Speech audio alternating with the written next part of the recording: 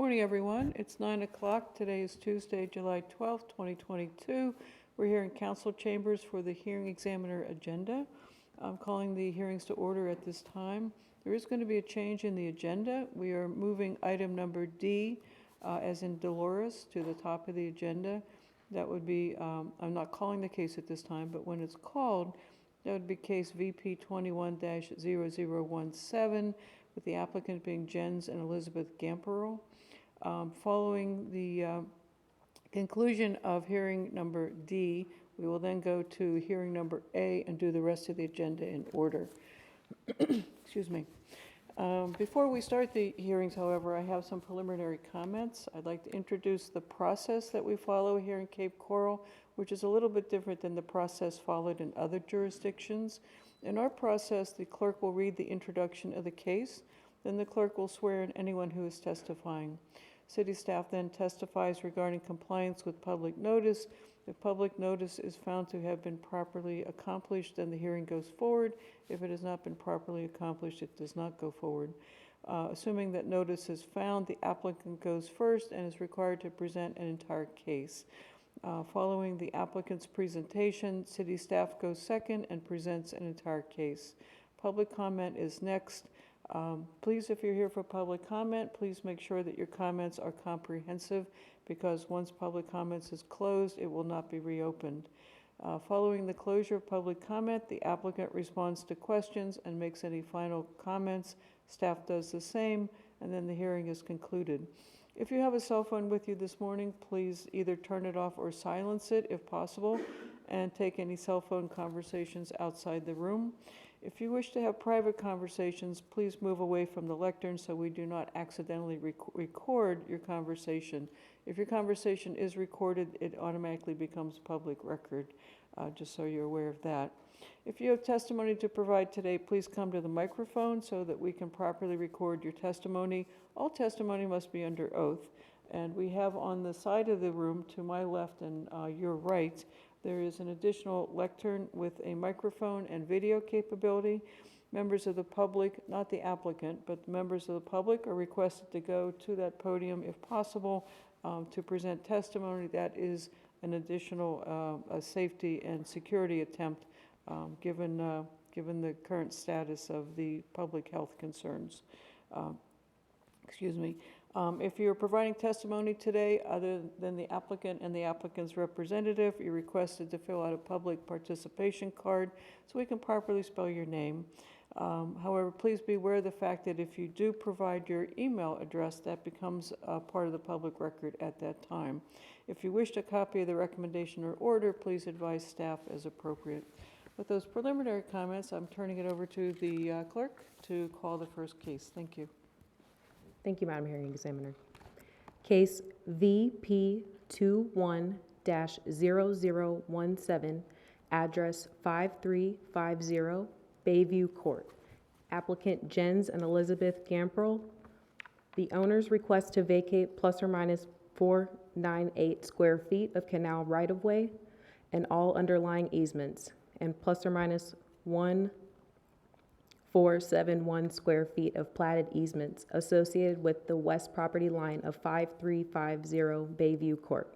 A small strip of unexcavated canal ROW exists along the east and south property lines and the seawall. The owners wish to extend the property line to the edge of the seawall. The existing seawall on the site is irregular, and the owners wish to replace this structure with the new one that is straight. Any person giving testimony today, if you are able, please stand and raise your right hand. Do you solemnly swear or affirm to tell the whole truth and nothing but the truth? Thank you. You may be seated. Thank you. Good morning, Mr. Struve. For the record, Mike Struve, Planning Team Coordinator with the Planning Division. This case was advertised, and that included placing an ad in the news press 10 days in advance of this hearing date, mailing to all surrounding property owners within 500 feet of the site, and then placing a sign in the subject property. I will find that proper notice was given. I also want to put on the record I did perform a site visit. Thank you very much. Thank you. May we have the applicant's representative up? Thank you.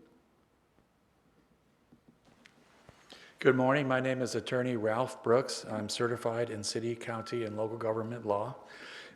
I've served as city attorney for a number of barrier island cities: Anna Maria, Bradenton Beach, St. Pete Beach, Madeira Beach. I'm currently serving of counsel to the city of Naples as an attorney. Today, we're here to ask for a minor, will this work, the overhead?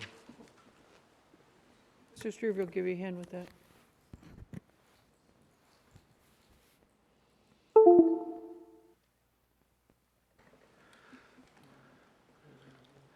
Okay. My clients have purchased this lot, and there was a prior home on it that was demolished, and there was an irregular, regular shaped seawall that went kind of in and out, had many corners and cutouts. What they plan to do is replace the entire seawall with a new seawall that will help enhance the city's system of seawalls that lines most of our canals. This is a saltwater canal, as you may be aware.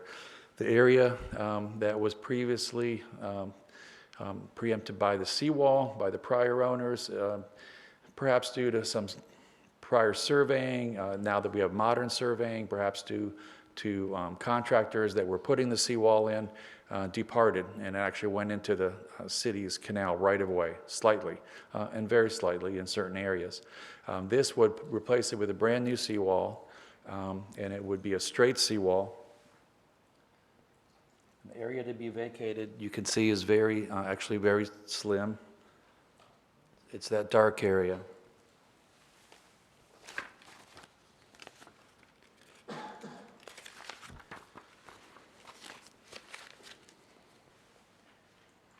There is an easement for utilities and stormwater drainage that would be moved. It would be moved to be a corresponding 6 feet to the new seawall location. So we have to vacate the old one and implement the new one. And that's what you'll find in the conditions 1, 2, 3 that staff has recommended. Staff also recommends approval. I think this would enhance the canal area and lead to a better seawall situation. Thank you, Your Honor. Do you wish to incorporate the staff report into your presentation? Yes, please. All right, thank you very much. Thank you. All right. Mr. Struve, thank you.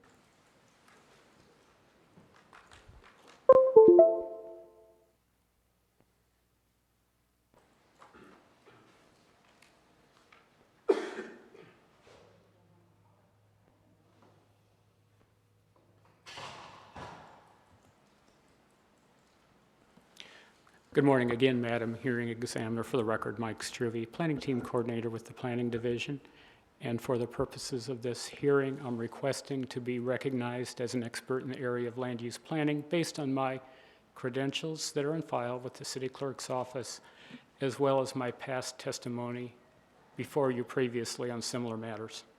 I will find you as an expert based upon your CV, which is on file with the Clerk's Office, and also based upon your testimony regarding matters that are similar to the issues before us today in this case. Thank you. Thank you. This case involves a privately initiated vacation request. The owner is Jens and Elizabeth Gamprel. You already heard from Mr.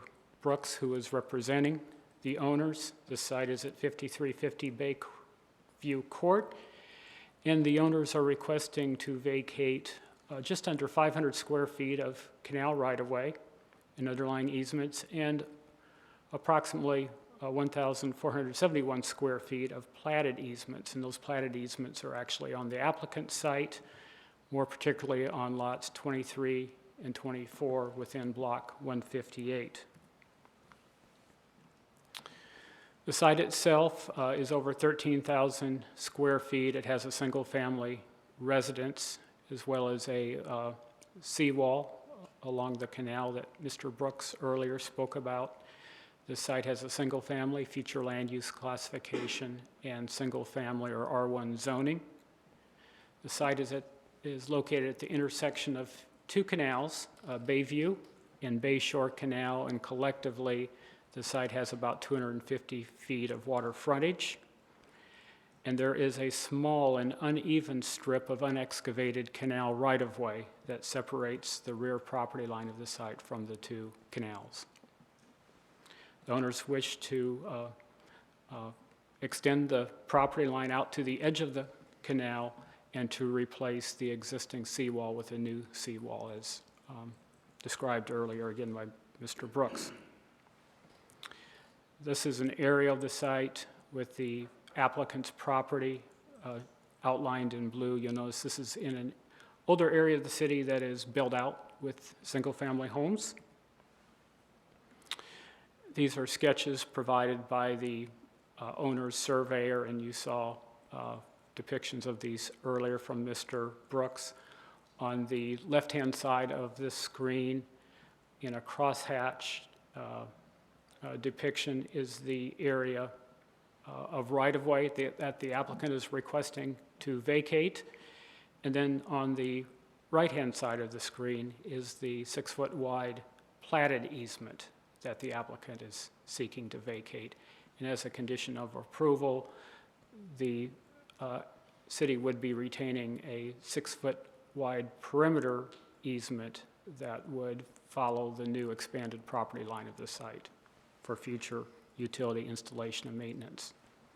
Staff has analyzed this case consistent with Section 3.4.5 in the Land Development Code that covers vacations. In the first standard, whether the easements and right-of-way, for that matter, are required by the city for any future public purpose. Staff finds that the answer to this is no. The right-of-way is not needed. It's small, it's disconnected from other right-of-way areas. It's also not uniformly wide around the rear property line. The easements are also will not be needed for any future water management access or transportation-related purpose. And again, as a condition of approval, the city will be requiring, however, a new 6-foot wide perimeter easement along the expanded or the new property line of the site to compensate for that. The second standard, whether any required easements are necessary to accommodate the vacation of plat, easement, or right-of-way. No new easements are required. The city will be retaining, however, a 6-foot perimeter easement, again, along the rear property line to provide for a continuous perimeter easement around the site. 3, are alternative routes required or available that do not cause adverse impacts to surrounding areas? This vacation does not involve the elimination of a portion of a canal, does not involve the restriction of the existing canal, so other alternative routes are not required or not needed. In this case, boater movements and navigability will not be affected by these vacation requests before you this morning. 4, will the closure of a right-of-way negatively affect areas utilized for vehicles to turn around and exit an area? The standard is really more germane, if you will, for more traditional right-of-ways that involve alleys or streets, and this request does not involve the closure of or partial closure of an alleyway or street. So staff finds that this standard has also been met by the applicant. And then lastly, whether the local utility providers have given consent to the vacation of plat, easements, or right-of-way. The answer to that is yes. All 3 utility providers have issued letters of no objection. LCEC does require that a perimeter easement be maintained around the site, which again is a condition of approval recommended by staff.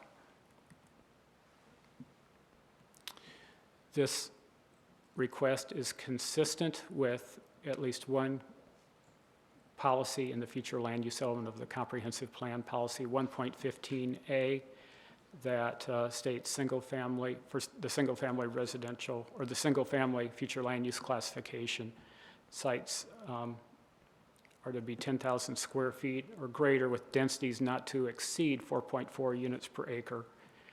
The site has a single-family future land use classification, R1 zoning. The site is over 13,000 square feet. And if you account as well for the right-of-way that is proposed to be vacated, the site will have a density of around 3.15 dwelling units per acre, which is less than the maximum of 4.4 allowed. So it's consistent with that comprehensive plan policy as well. Staff is recommending approval of the requested vacations with conditions, and I'll go ahead and read those into the record.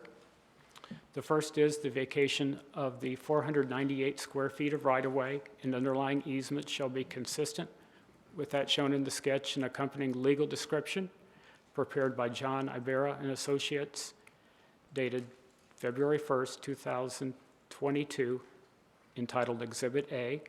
2, the vacation of the 1,471 square feet of platted easements shall be consistent with that shown in the sketch and accompanying legal description prepared by John Ibarra and Associates, dated February 1st, 2022, entitled Exhibit B. 3, the city shall retain a public utility and drainage easement with a minimum width of 6 feet around the perimeter of the expanded site, as shown in the sketch and accompanying legal description prepared by John Ibarra and Associates, dated February 1st, 2022, entitled Exhibit C. 4, the petitioner shall pay to the City of Cape Coral the cost of recording this resolution with the Office of the Lee County Clerk of Court. And then 5, the city shall record this resolution with the Office of the Lee County Clerk of Court following the receipt of the recording fees from the petitioners. To my knowledge, staff has not received any communication regarding this particular case. We would like to request that our staff report be included as part of our presentation this morning. And I'll stand by in case you have questions. I will do so, and I have no questions. This is a public hearing. Are there members of the public that wish to provide comment or testimony regarding this matter? Seeing none, I'll close the public comment section of the public hearing, bring it back to the applicant's representative. Mr. Brooks, can we have you up to the microphone, please? You've heard Mr. Struve's presentation. Do you wish to incorporate that into your presentation today? Yes, and we agree with all the facts and expert opinions that have been offered, And all 5 conditions? and all 5 conditions. Okay, thank you very much. I appreciate that. Thank you. I think this will lead to a better seawall, and in the future, more of these may result in better seawalls for the entire city. Great, thank you Thank very you. much. Appreciate it. Okay, Mr. Struve, anything further? Nothing further from staff, Madam Hearing Examiner. Okay, thank you. I will recommend to City Council that the vacation go forward as requested by the applicant and applicant's representative. This time I'm closing hearing number D, and we're going to take it back to the top of the agenda. That would be agenda item number A. Madam Clerk, when you're ready, thank you. Case VP 21-0013, address 5360 Mikado Court, applicant Brian Hagg and Christine Hagg, continued from June 21st, 2022 hearing. This proposal is for the vacation of canal right-of-way adjacent to the Mikado Canal and the Lafayette Canal in southeast Cape Coral at 5360 Mikado Court. The canal right-of-way lies between the property's east and south property lines and the seawalls of the adjacent canals. The vacation of the canal right-of-way will not affect either canal's width or navigability. City public utility easements are being relocated to coincide with the new property boundaries. City planning staff recommends approval. Any person giving testimony today, if you are able, please stand and raise your right hand. Do you solemnly swear or affirm to tell the whole truth and nothing but the truth? I do. Thank you, ma'am. Good morning, Mr. White. Good morning, Madam Hearing Examiner. For the record, Patrick Carlton White, Senior Planner, Cape Coral Planning Department. At this point, I'd like to acknowledge that we have duly advertised this case. We've posted a notice in the local news press. We've posted signs on the property. We've mailed anyone within 500 feet of the subject property. Thank you very much. I will find the proper notice was given. I also believe that this case was continued from the prior docket, so we have belt and suspenders on public notice today. Thank you. At this point, I'd also like to request to be recognized as an expert witness based on my CV on file at the clerk's office and my prior testimony on cases like this. I will find you as an expert witness for purposes of today, based upon your CV on record with the clerk, and also based upon your testimony regarding matters similar to the issues before us today in this hearing. Thank you. Thank you.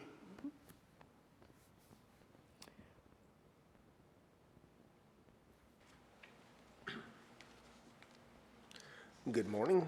Brian Morning. Hugg, trustee of the Fust Family Revocable Trust. I can barely hear you at all. I'm sorry. Sorry, still a little hoarse. Okay. I said, good morning. Brian Hugg, trustee of the Fust Family Revocable Trust. Yes, sir. Thank you. All right. Brian, there's a little button we have to push right here. Okay. Which is, That one. Those files, those are mine. steal your exhibits anyway. Yep. Good morning. So this is, I apologize for not being at the last hearing. I did not realize that Kelly couldn't do it for me, so thank But you. we knew you had an emergency, so it's okay. Thank you for your continuance. Sure. This is very similar to the last case and something we've done before this hearing, before your hearing examiner in the past. This is typical of the Cape Coral Yacht Club where the seawalls were meandering, and again, whether it was bad surveying or bad installation or a combination of both. There is an existing single-family home on here that we plan to demolish. We're in the process of drawing plans for a new single-family home, and the ability to straighten the seawall and raise it to conform to the new seawall standards will be an important part of our drainage and grading plan and enhance the property. So really, we're looking for the same thing. We have two little pieces of seawall that kind of meander in and out that we are asking for the ability to straighten those out via this vacation plat. Have you had a chance to review the staff report? I have. You wish to incorporate it into your presentation today? I do. At the last hearing, I don't know if you were advised of what happened at the last hearing? I heard. I'm not surprised. And I did not know, because his comments were incorporated into this hearing, because we do that. This is your opportunity, if you choose to address the comments that were made, and if you choose not to, it's really up to you. It's fine. I don't mind addressing him. I did sit down with him, and we had originally spoken about vacating the hammerhead, and I showed him the plans that we had proposed to do. And it really wasn't a huge advantage. It actually gave us a chance to build a little bit bigger garage. And he asked me what his benefit was, and I said, well, within reason, I'm willing to pay you for, your portion of that.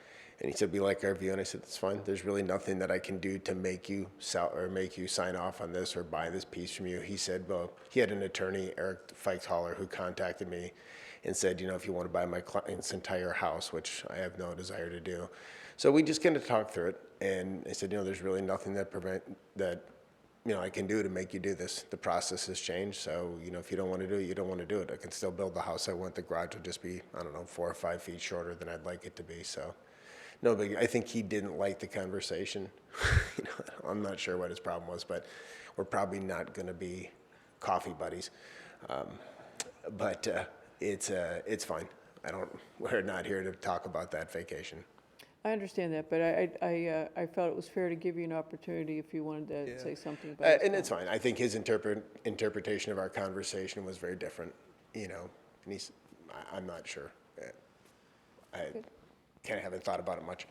All right, But thank you for the opportunity to address it. sure, thank you, all right. Mr. White, your turn, sir, please, thank you. Thank you, Madam Hearing Examiner. This case is VP 2113. I have a few slides to show you, beginning with the first one, which is an aerial of the property. I've highlighted it in red. It is very close to It's river not- it's access. actually It's not not up. showing because I have to push the button. Thank you, Madam Hearing Examiner and guys in the back, for getting that shown for me. So. Is water really purple? Well, I don't think so. It's probably has something to do with refraction from the from the aerial photography. Well said, thank Yeah, you. thanks. So the applicant is Brian Hagg and Kristen Hagg. They are trustees of the Fuss Family Revocable Trust. We are looking at a size of The property a little over 13,000 square feet. The address is 5360 Mikado Court. We're in an infill urban services area, and the request is to vacate a 214 square foot sliver of canal right-of-way and underlying easements, and an additional sliver that's about 164 feet of public utility drainage easements abutting this property at the intersection of these two canals. The zoning map is pictured on the left. You'll see the property is zoned R1, as are every other property within 500 feet. The same can be said with the future land use shown on the slide on the right, depicting the subject property as single family, as same with all the other properties. Looking a little closer, the exhibits were done a little differently on this one because there are two separate and distinct pieces of land. So exhibits 1, 2, and 3 cover that northern sliver, and exhibits 4, 5, and 6 are referring to the sliver that's on the south. So the vacation area on that northern sliver, I've depicted it in blue and also shown it on the aerial here in red. That is the northern piece proposed to be vacated, and on the south is exhibit 4, which is shown in red on the aerial image and blue on the image on the right. Exhibit 2 is an internal public utility easement that is no longer needed once we vacate this canal right-of-way. We're going to, for lack of a better term, bump out the public utility easement. Exhibits 2 and Exhibits 5 do that. And Exhibits 3 and 6 retain the public utility easement from our vacation area so that we, the city, continue to have a 6-foot perimeter public utility easement. So staff reviewed this in accordance with the Land Development Code, Section 345, and we'll review our findings briefly. The first item questions whether the plat, easements, or right-of-way are required by the city. Staff found that the canal right-of-way proposed for vacation doesn't provide any future transportation benefit or water management or public access or any public benefit. The PUEs requested to be vacated are also not needed should this right-of-way vacation be approved because we are retaining a 6-foot public utility easement. Item 2 questions whether any of the required easements are necessary to accommodate the vacation of plat, easement, or right-of-way. No new easements are needed. We're retaining what we need. Question 3 questions if alternate routes are required that do not cause adverse impacts. Any boater traveling near this intersection will not be adversely impacted. These are pieces of upland right-of-way. They're not parts of the actual canal. Question 4 questions if the closure of the right-of-way negatively affects areas utilized for vehicles to turn around and exit an area. Again, these vacations will not result in the closure or alteration of any canal. They will have no effect on the movement of boats and obviously not any land vehicle either. Question 5 questions whether local utility providers have given consent to the vacation request. We have all 3 utility providers providing letters of no objection. LCEC, as usual, requires that a continuous easement be provided around the perimeter site. We have met this through the city retaining sufficient easements to reestablish our 6-foot perimeter buffer, or perimeter easement. There's not a lot of policies on vacations in R1 properties or single-family properties in the comprehensive plan, but a review with the comprehensive plan still occurs with these vacations. There's only one policy, policy 1.15.A of the future land use element applicable to this case.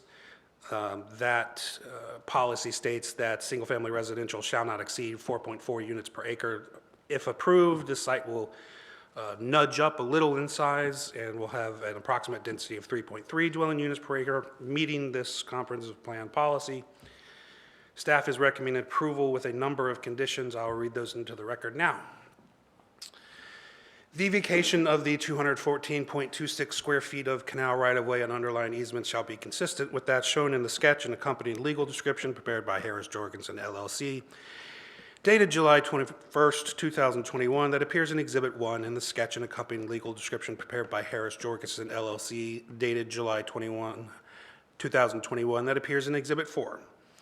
The vacation of the 164.3 square feet of platted easements in lots 25, 26, Block 31, Unit 1, Part 2 shall be consistent with that shown in the sketch and accompanying legal description prepared by Harris Jorgensen LLC, dated July 21, 2021, that appears in Exhibit 2, and a sketch and accompanying legal description prepared by Harris Jorgensen LLC, dated July 21, 2021, that appears in Exhibit 5.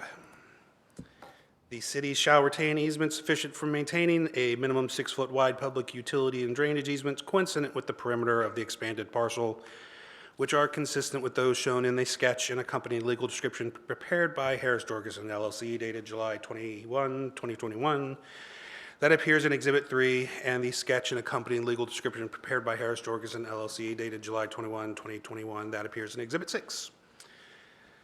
Condition 4, the petitioner shall reimburse the city of Cape Coral the costs of recording this resolution with the office of the Lee County Clerk. And condition 5, the city shall record this resolution with the office of the Lee County Clerk of Court following receipt of the recording fees from the petitioners. As you mentioned previously, we did have one speaker at the case last time before it was continued. That speaker later emailed me following a discussion with staff and the applicant, basically recanting their objection, provided that the applicant's house be constructed no closer to their home resulting from this case.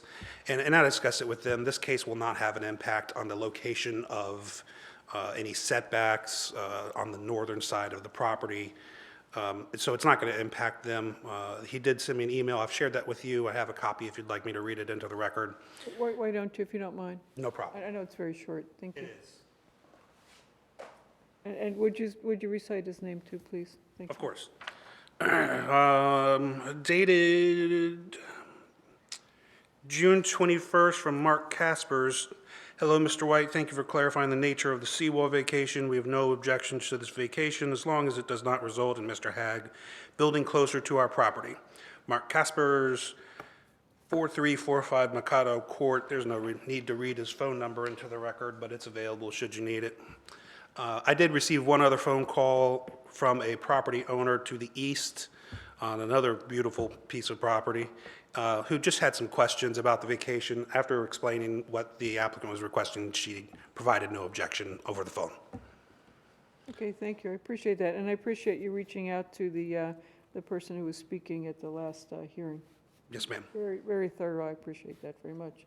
Thank Okay, you. anything else? No, ma'am. All right. This is a public hearing. Are there members of the public who wish to provide input or testimony? Seeing none, I'll bring it back to the applicant's representative. Mr. White, would you mind clearing the screen off? Thank you. Thank you, I appreciate that. Was there a particular slide you wanted to see?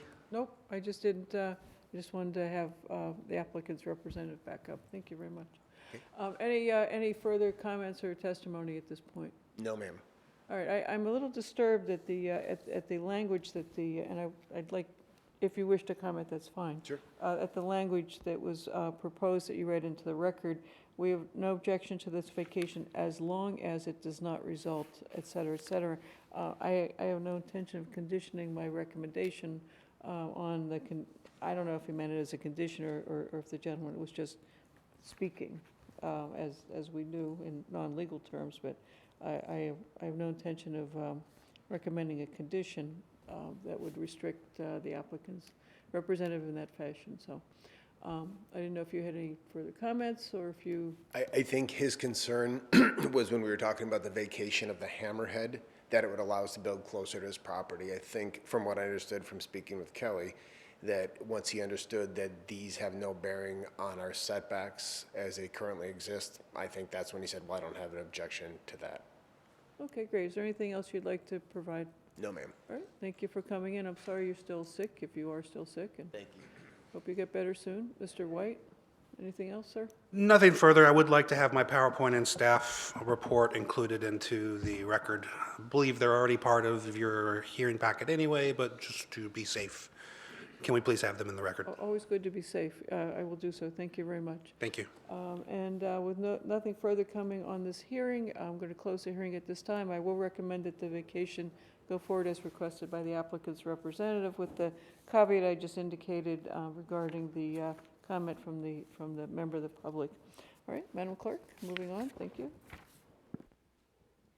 case VAC 22-000025, address 808 Southwest 42nd Terrace, applicant Storage CAP CC Land LP. An alley right-of-way was previously vacated on 808 Southwest 42nd Terrace by Resolution 140-91. This resolution, however, retained all easements underlying the alley as well as the adjoining 6-foot wide platted easements. The owner requests to vacate 8,387 square feet of easements underlying the previously vacated alley and the 6-foot wide platted public utility and drainage easements adjoining the former alley. The elimination of these easements will provide the owner with greater flexibility in developing the site. Any person giving testimony today, if you are able, please stand and raise your right hand. Do you solemnly swear or affirm to tell the whole truth and nothing but the truth? I do. Thank you. Thank you very much. Good morning again, Mr. White. Good morning again, Madam Hearing Examiner. For the record, Patrick Carlton White, Cape Coral Planning Department, Senior Planner. My credentials are available from the City Clerk's office. At this point, I would like to buy myself a little time while I find my PowerPoint presentation and request or acknowledge that this case has been advertised in accordance with city policy. Signs have been posted on the property. Mailings have been mailed to property owners within 500 feet. And a notice has been posted in the newspaper. I will find that proper notice was given. I also want to put on the record that I did a site visit with regard to this matter. Thank you. You can take a minute if you need it. It's no problem. Thank you. I know it's here somewhere. I have that problem sometimes myself.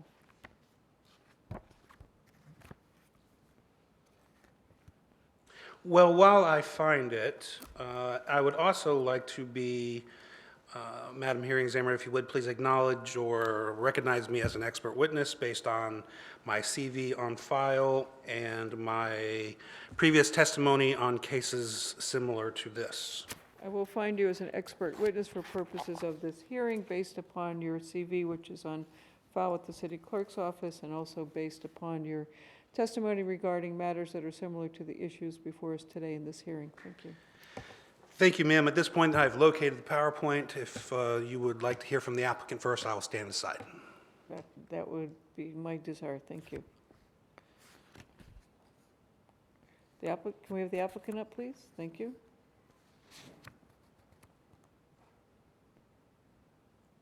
Were you sworn in, sir? Madam Clerk, I'm not sure this gentleman was sworn in. You want to show this, Dan? He was? Maybe, not necessarily. If you want to. I guess a visual aid certainly wouldn't hurt. All right, could you swear him in, please? Thank you.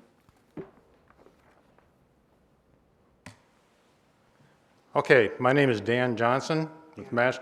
Sir, I don't believe you were sworn in. Oh, I'm sorry. All right, If you're Thank able, you. please stand and raise your right hand. Do you solemnly swear or affirm to tell the whole truth and nothing but the truth? I do. all right, thank you. Okay, my name is Daniel Johnson. I'm project manager with Mastrick Engineering, representing the applicant, Storage Cap CC Land LP, that's a mouthful. The applicant is intending on vacating several easements that exist within the parcel. The parcel is located at the southwest quadrant of the intersections of Skyline Boulevard and Northwest 42nd Terrace. The parcel is about 1 3/4 acres in size. The site is bisected right through the middle with a vacated easement, or a vacated alley. The vacated alley, although the alley was vacated, the underlying easement, of course, was not, and there are 2 abutting PUEs, 6-foot PUEs, that are also retained on the site. As it bisects the site, it kind of renders the site a little bit, well, it's quite a constraint, a considerable constraint on the site to retain these particular easements. So the applicant is requesting to have those easements vacated. Now, the properties to the north of the site, abutting Northwest 42nd Terrace, are zoned residential R1, as are the properties to the east, which are developed as residential R1s as well. The parcel to the south is a dedicated city parking facility, and the parcel to the west is commercial, and it is developed as a mini storage facility. As a part of the development of that mini storage facility, these same easements that are running through the center of the parcels were vacated as well. So in essence, this particular site sits isolated with no use for any of these easements that are running through the perimeter of the property. The applicant is intending on developing this as a two-story indoor storage facility, which has a fairly large footprint. I could probably show the plan, but I don't even know it's necessary. The applicant has submitted a site development plan application. It has been reviewed, and it is approved subject to the vacation of the easements that are the subject of this particular request. Hence, the reason for this request to have the easements vacated. I stand ready to answer any particular questions on it because I know staff has a more detailed analysis of the site, but I'll turn it over to staff at this point. Did you have I'm sorry, go ahead. I have read through the staff report. We have no issues with the staff report, so I guess at the end of this, I would just adopt those, correct? Well, if that's your choice, you can Well, certainly- I'll listen to the staff report, but I'm sure he's going to, yeah. Well, there's actually two parts to it. There's a staff report, which is a written report, which obviously you've reviewed. Then there's a presentation by staff that will follow yours, obviously. Correct. So, all right. All right, I'll be back up after that. Thank you very much. Appreciate it. All right.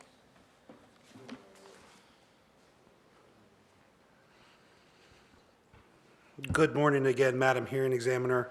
This case is VAC 22-00025. As previously noted, the owner applicant is Storage Cap CC Land LP, represented by Mastrick Engineering. Property is addressed at 808 Southwest 42nd Terrace. And the applicants are requesting to vacate 8,387 square feet of public utility and drainage easements and underlying alley easements in block 3367, unit 65, between lots 63 and 68 and 69 through 75.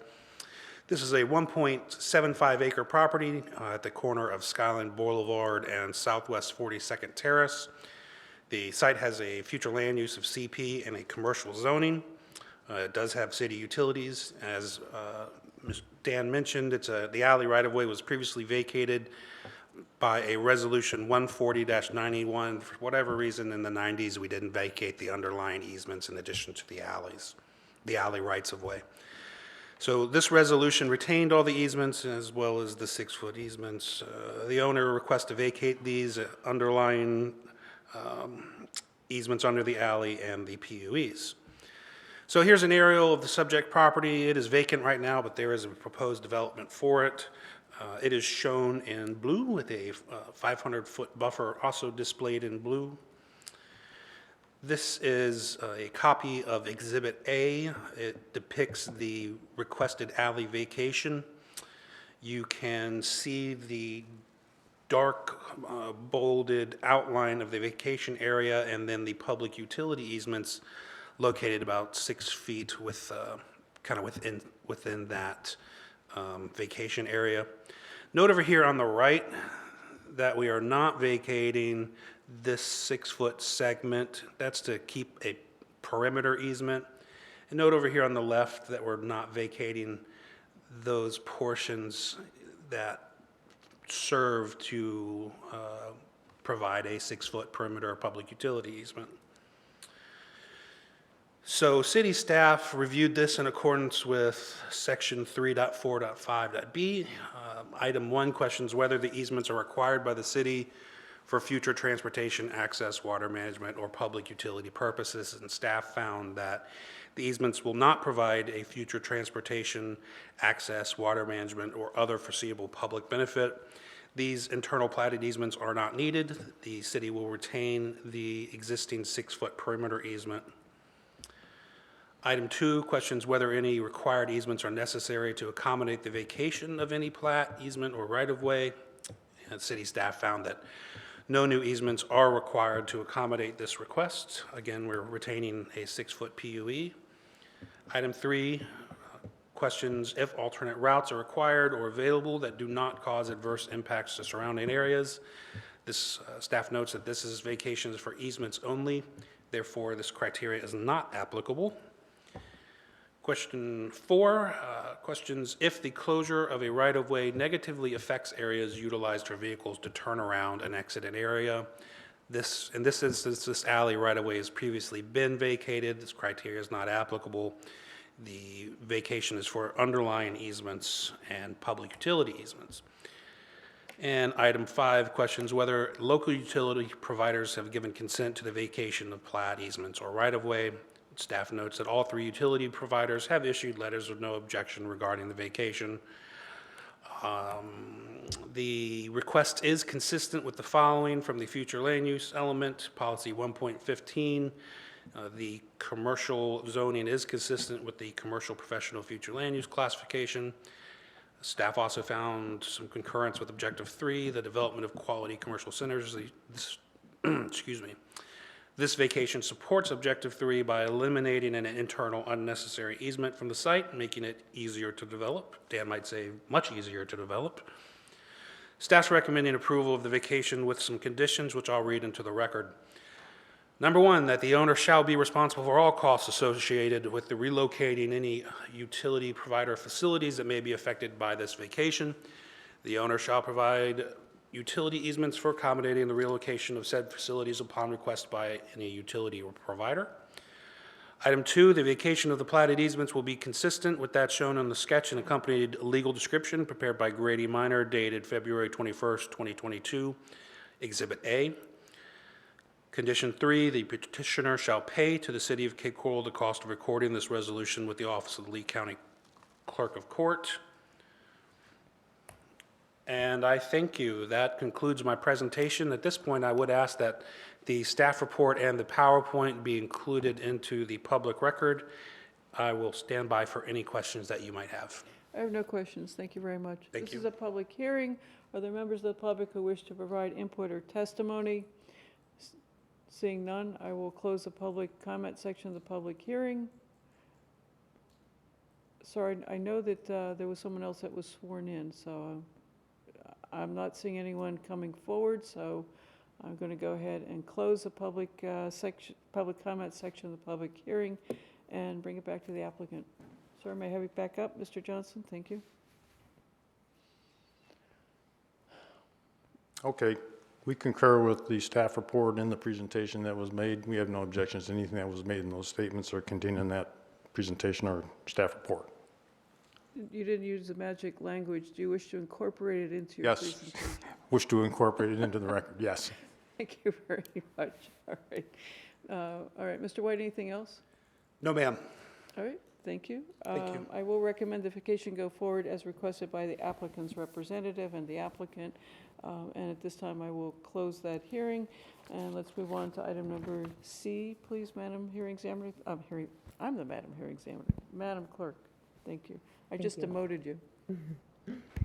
Case RZN 22-000011, address 1425 Gleason Parkway, applicant Jason Tabar.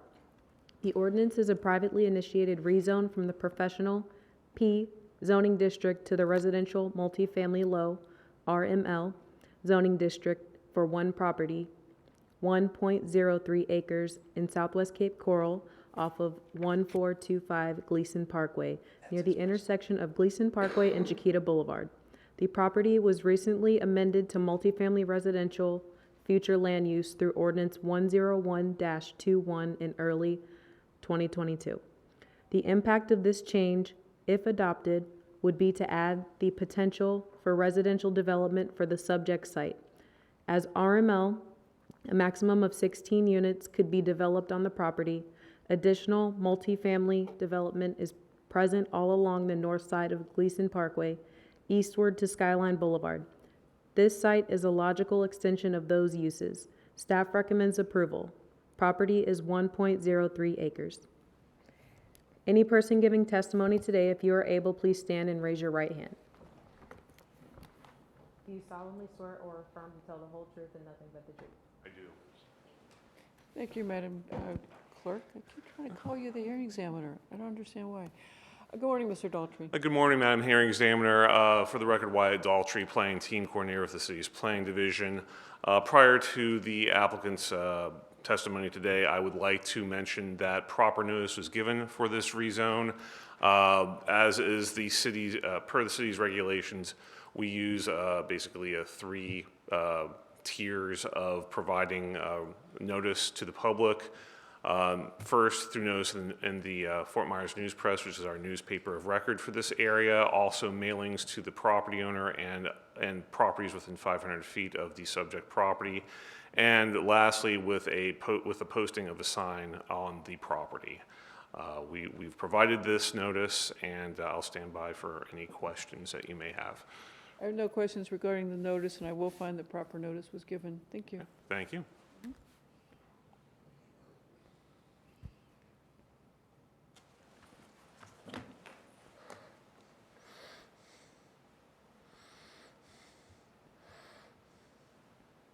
I think you win the award for the most colorful slide so far. Here we go. All right, good morning, Madam Hearing Examiner. For the record, my name is Tom Slaughter with Cape Land, and I'm here today on a rezoning on behalf of Jason Tabor of Point Commercial Real Estate. In reviewing this petition, the city clerk read into the record really a number of things that I wanted to present. The location on 1425 Gleason, just over about a half an acre. It's a pretty neat site because it's somewhat of in a mixed-use area where you have the commercial node on Chiquita, and then along Gleason, in fact, adjacent to the site, you get into duplexes as well. One of the things that I'd like to walk through is, as the clerk indicated, the rezone is for a rezone from resident or from professional to multifamily, but it did go through a recent plan amendment. So city council's already seen this, and they're already expecting somewhat, because I indicated not just a rezoning, but the type of product we'd be looking in. So we want to be consistent on that. The other thing I wanted to look at also is we identified of the two appropriate districts. We identified the first one, but it was not our intent to develop a lower intensity like a duplex type product or even a triplex, usually something more multi-story, like in about the 2-story range. In going through locational services, one of the key indicators of what types of use and what types of services you can put in there is really dependent upon what's in the ground, what's in terms of infrastructure, location, what is the city prepared for. So this is a neat area. It's inside the urban service, or it's actually in the transition urban service area, but we would identify this area because, again, it's about 70% built out. So there's still some room to grow. So it's not an area that will see redevelopment, at least not in this lifetime.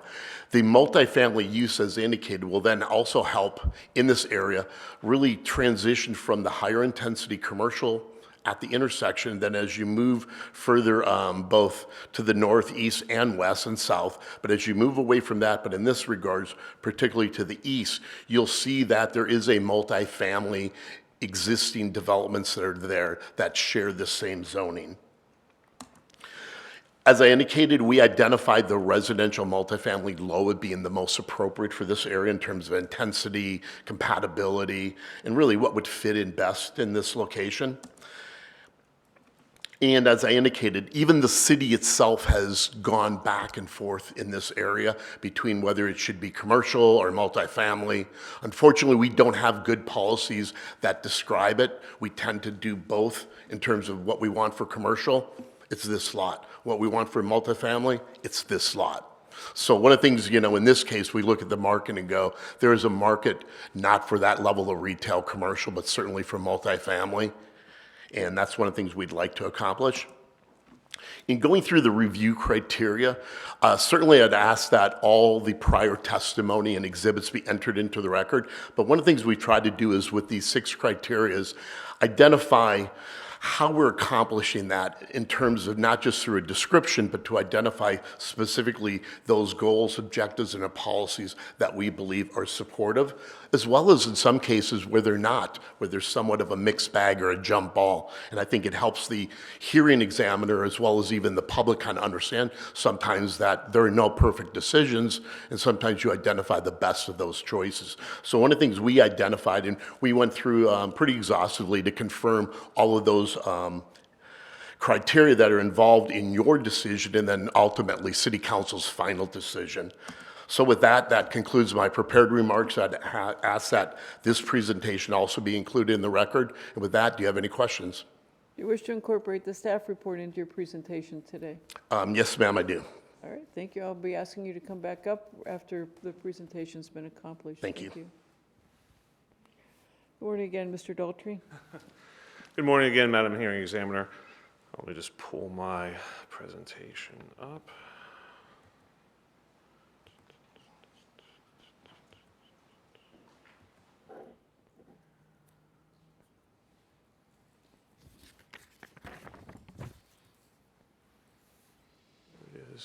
All right, if I could, I'd also like to take the time to be recognized as an expert witness for purposes of this amendment, from this rezone amendment.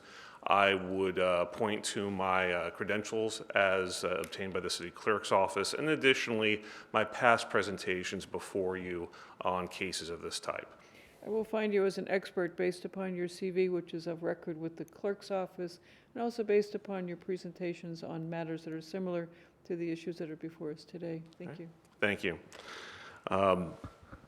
I'll just go through these remarks. The applicant more or less mentioned what I was going to present here, but this is a privately initiated rezone for just over an acre, and a property of just over an acre in size, from professional to multifamily, RML zoning, residential multifamily low, off of Gleason Parkway.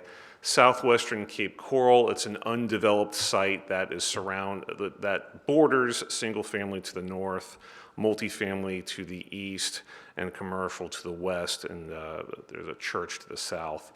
These maps show the current and proposed zoning. This would reflect an extension of multifamily development further to the west. This property has seesawed between commercial and multifamily designations over the past 15 years, but most recently this was changed to multifamily through Ordinance 101-21. We had analyzed this through our comprehensive plan. Policy 1.7 of the future land use element has the city's multifamily residential siting guidelines. This proposed rezone meets 3 of those, which we deem to be a good candidate for multifamily residential development. This is also consistent with the goal of the housing element, which calls for a variety of housing stock within Cape Coral. Our land development code analysis goes to section 3.4.6b of our land development code. There are 6 items, and I'll just go through each of these in turn. The first item is whether the proposed zoning district is consistent with the city comprehensive plan. The RML zoning district is consistent with the multifamily future land use, so this is consistent. Second, whether the full range of uses allowed in the proposed zoning district would be compatible with existing uses in the area under consideration. And the fact is, we find that to be so, since most of the properties nearby are developed with uses that are compatible with multifamily zoning. There are residential uses to the east, north, and south, and as a result, we find that the full range of uses of the RML district, which are primarily residential, and those uses that are ancillary to residential development are compatible with what's already there. 3, whether the range of uses allowed in the proposed zoning district will be compatible with existing and potential uses. Again, just as in item number 2, the surrounding area is residential. What we're proposing, what the applicant is proposing is largely residential, so you're seeing that compatibility there. And a lot of these residential uses have been present since the 1980s, so you have a long-standing residential character in this area. Whether the proposed zoning district will serve a community need or broader public purpose, through our multifamily housing studies that were performed in 2015 and 2019, addition, there's been a well-documented need for additional multifamily residential uses for the city of Cape Coral, and this rezone would support that. Number 5, whether the characteristics of the proposed rezone area are suitable for the uses permitted. This rezone area is on Gleason Parkway, which is a collector roadway. Residential uses are already present on Gleason, actually going as far east as Skyline Boulevard.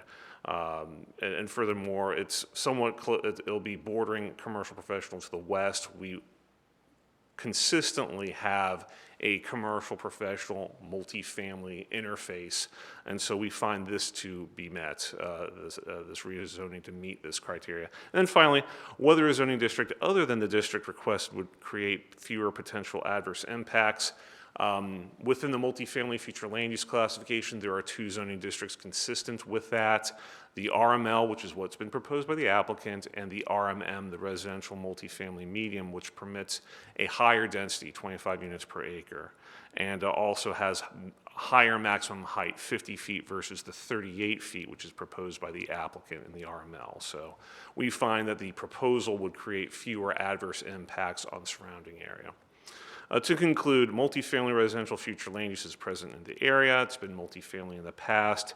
There's a well-documented need for multifamily development in Cape Coral. This is a continuation of the formal change from a property that a year ago was commercial professional with professional zoning to multifamily. Should this be approved by council, the final step would be that of site plan development.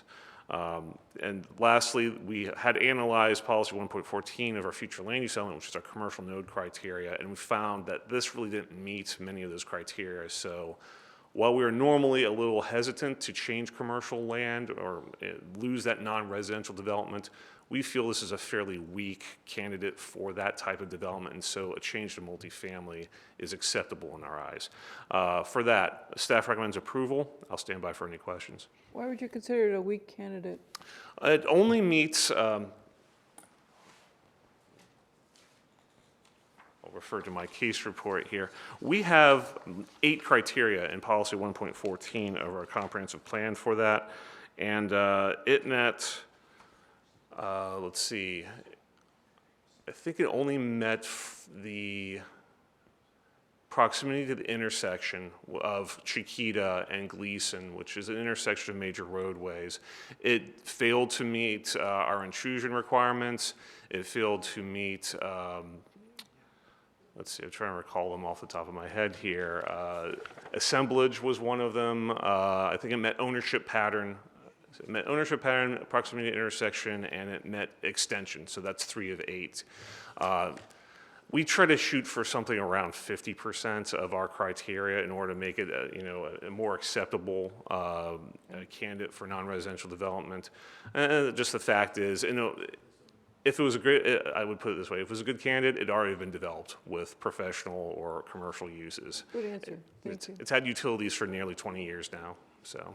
Got it. Have you received any comment from the public? We have not received any correspondence from the public regarding this case. Okay, and I don't remember, did you incorporate your staff report or not yet? Not formally in this, but I would like to incorporate my, my staff report into my presentation.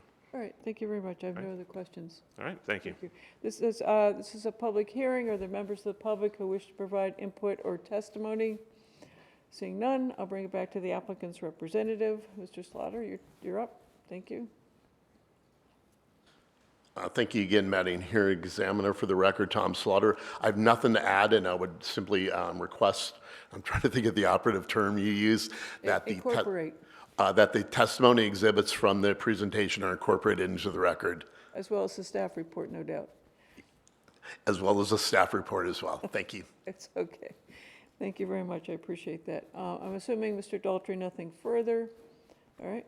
Thank you very much. I will recommend that the rezoning go forward as requested by the applicant. Very nice presentations by everyone, and I'll try to get my recommendation out as quickly as possible. I know time is money when we're addressing issues regarding zoning, so thank you very much.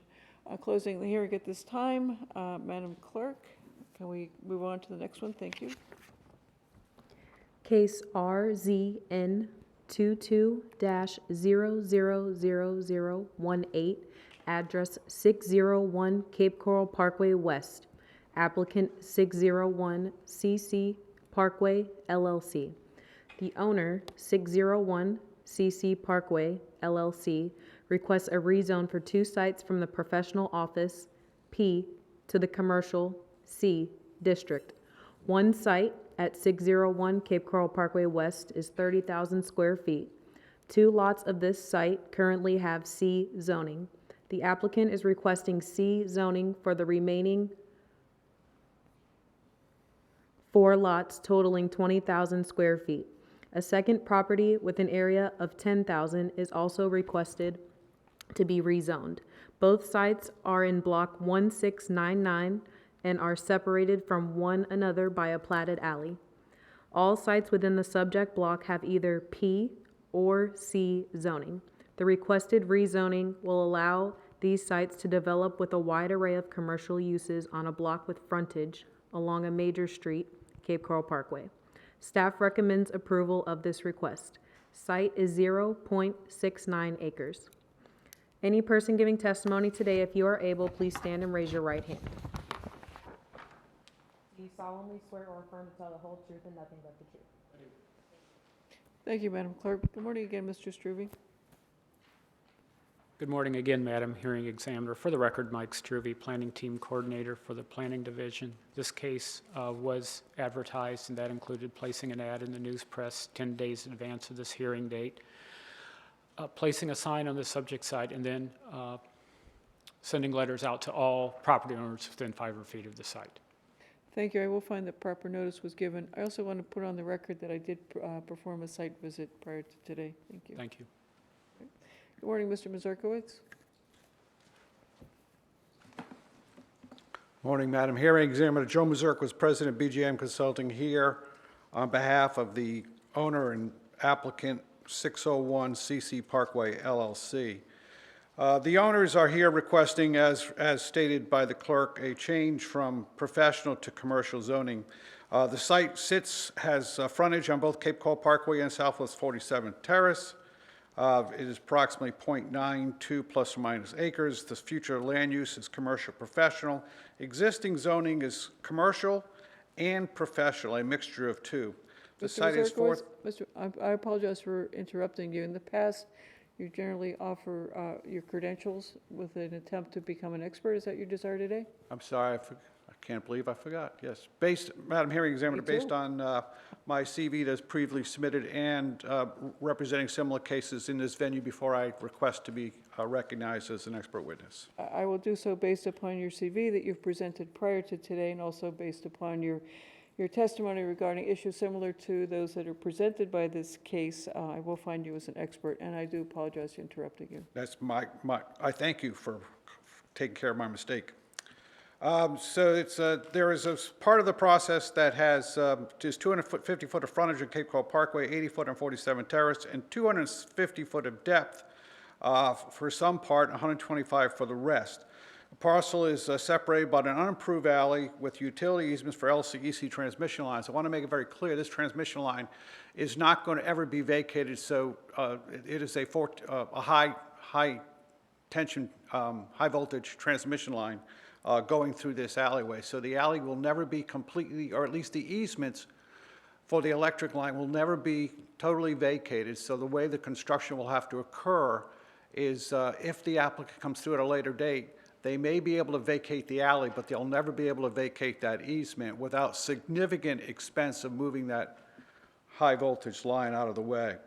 The site is currently serviced by all 3 Cape Coral utilities. As I said earlier, we're requesting a change from professional to commercial for the whole site.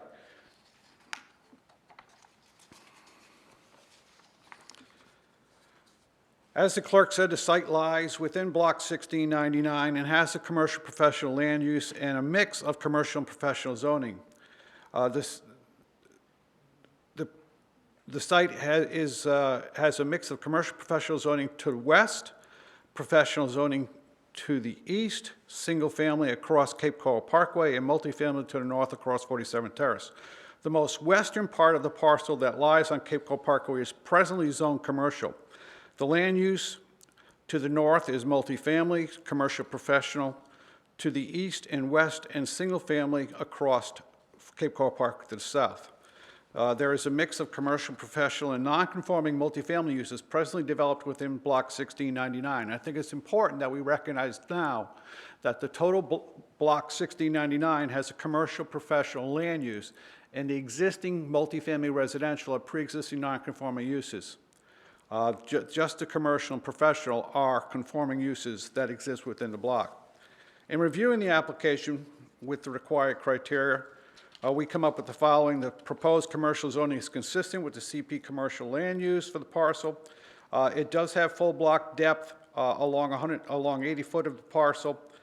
The area has existing commercial development. The area, and as such, additional commercial development will be compatible with the limited uses existing in the area.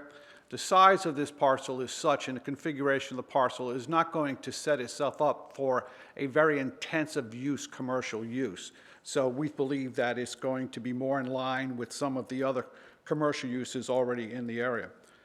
This commercial tract will assist the city in attaining the city's goal of creating additional commercial lands, non-residential development, expanding the tax base, and creating jobs.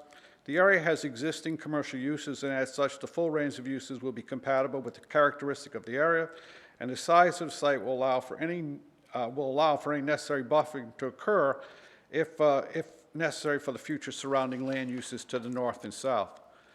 The commercial zoning requested will not create an adverse impact to the surrounding uses and could access both Cape Coral Parkway and 47th Terrace. The development can be planned to exist in harmony with the surrounding uses without having negative impact on the multifamily to the north and single family to the south. Based on the submitted information showing our favorable responses to all 6 criteria, we respectfully ask for a positive response from the city to this rezoning request. We have read the city staff report. We agree with it completely, and we ask that it be made part of our presentation. As we come back up after the public hearing, we'll address the 2 emails received by the city regarding this application. Thank you. I was going to ask you that question, so if you want to defer discussion, that's fine. All right, thank you very much. Mr. Struve, you're up. Thank you.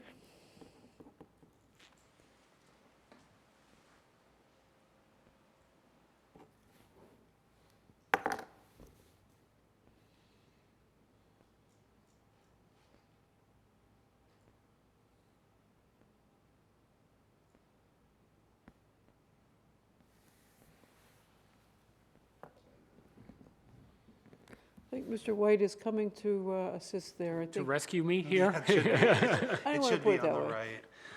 It seems like it's a little complicated today with the IT. Which case are we looking for? It's RNZ 2218. Got it. Oh, there it is, right in front of me. Look right. That's it. Thank you, Patrick. For the record, Mike Struve, Planning Team Coordinator with the Planning Division. And for the purposes of this hearing, I would like to request that I be recognized as an expert in the area of land use planning based on my credentials on file with the City Clerk's Office and my past testimony before you on similar matters. I will find you as an expert based upon your CV, which is on file with the Clerk's Office, and also based upon your testimony regarding matters similar to the matters that are under discussion today in this hearing. Thank you. Thank you. This case is a privately initiated rezoning request. The request before you today is to rezone 6 lots that comprise portions of 2 sites from the professional office to the commercial or C zoning district. Again, 2 properties are involved, one at 601 Cape Coral Parkway West, the other at 602 Southwest 47th Terrace, directly to the north of the other site. This is an aerial map showing the 2 subject properties. You'll notice that the subject block 1699 has a mix of different uses that Mr. Mazurkowitz had already sort of described with you, which include several multifamily developments, as well as several commercial developments, including a restaurant on the west end of the block. Otherwise, to the north, most of those sites to the north are developed with multifamily development. To the south, single-family zoning, and those are built out with single-family residences. Again, the rezone area consists of 2 sites.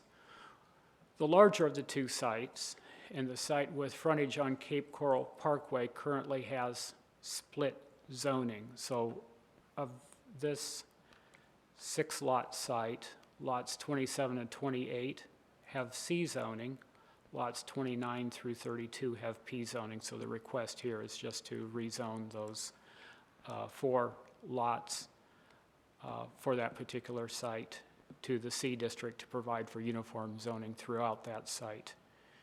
The other site, which is located to the north, lots 43 and 44 have professional office zoning. The request there is to rezone that site to the commercial zoning district as well. All sites in the subject block currently have either P or C zoning.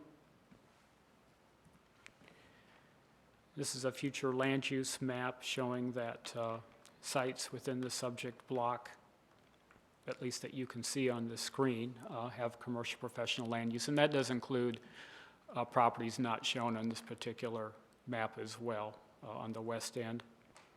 Sites to the north, multifamily future land use. Sites to the south, single-family future land use classification. This shows the current zoning map. Again, the subject block has a mixture of P and C zoned sites. Sites to the north have RML zoning indicated in the light brown. Sites to the south, R1 zoning. And the proposal before you this morning is to rezone these 2 sites to the C zoning district.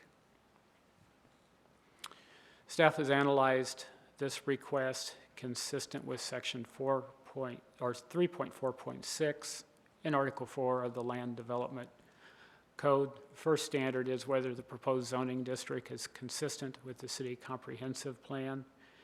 And we find that this request is consistent with several policies in the future land use element of the comprehensive plan. In particular, policy 1.15, table 1, which identifies both zoning districts, both the P and the C zoning districts, as being consistent with the commercial, professional, future land use classification. Policy 4.2 states that future development requiring connection to public water and sewer services will be either in the city's urban services transition or infill area. This area is in the city's urban services infill area. And then lastly, policy 8.3, which states that commercial development shall be designed to minimize negative impacts on surrounding residential uses. And we've paraphrased this particular policy here, but that policy goes on to describe how that could be done through the implementation of the city's land development code, and that would include things like architectural and lighting standards, landscaping, and in particular providing buffers around commercial properties to provide some softening of those sites from surrounding residential properties, providing screening of loading areas and perhaps either ground or rooftop equipment. So those are just some of the examples of how some of the adverse impacts of commercial development might be ameliorated. Looking at the second standard, whether the full range of uses allowed in the proposed zoning district will be compatible with existing uses in the area under consideration, and we're focusing here on existing uses. So I mentioned earlier, existing uses are varied just in the subject block, which includes multifamily and a variety of commercial uses. The C zoning district does allow for a variety of commercial uses.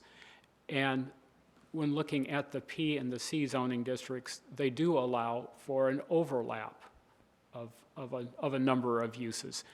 In general, though, it's fair to say that the C zoning district does allow for some uses that tend to generate larger numbers of vehicle trips, and that's one of the reasons why there's a distinction between those two zoning districts. Some of those uses would include things like drive-through or fast food restaurants, gas stations, so on. City does have provisions in the Land Development Code that, in our view, should allow the full range of uses to be compatible with this area. The nearest single-family uses will be separated from this block by a 100-foot right-of-way. While there are existing residential uses in the subject block, we do feel to some degree the size of the sites are going to self-limit the types of commercial uses that could be developed on these sites. There's always concern, for example, about gas station being located in the C zoning district. In this particular case, even if a gas station was sought, it wouldn't meet our minimum land area requirement for the C zoning district of 1.25 acres. So that use would not be allowed. So overall, staff does find that this particular standard has been met. Looking at standard 3, whether the range of uses allowed in the proposed zoning district will be compatible. Here we're focusing on potential uses in the area under consideration. Under the existing zoning, future uses in the subject block will be commercial, and by that I mean little c, not necessarily those allowed just exclusively in the commercial zoning district. Sites to the north will likely be developed with multifamily uses. Sites to the south will be, we anticipate, will be redeveloped with single-family homes when those properties mature and require redevelopment. Again, we believe that right-of-way separation and provisions in the Land Development Code should allow the full range of uses in the proposed zoning district to be compatible with future uses in this area. 4 is whether the proposed zoning district will serve a community need or a broader purpose. Staff finds that this is the case. The rezone area has the potential to provide commercial uses on a small scale that may reduce the number of trips, or it may reduce the length of trips traveled by people that live in the area to provide those services and goods that they need on a daily basis. 5, whether the characteristics of the proposed rezone area are suitable for the uses permitted in the proposed zoning district. We find that this standard is met, and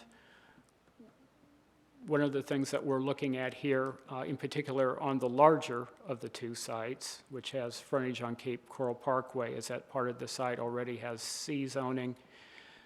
The rezoning of the remaining site will provide for uniform zoning throughout the site, which we find to be desirable. It lessens confusion among people trying to develop the site. It's also easier to administer our land use regulations when a site has uniform zoning throughout it.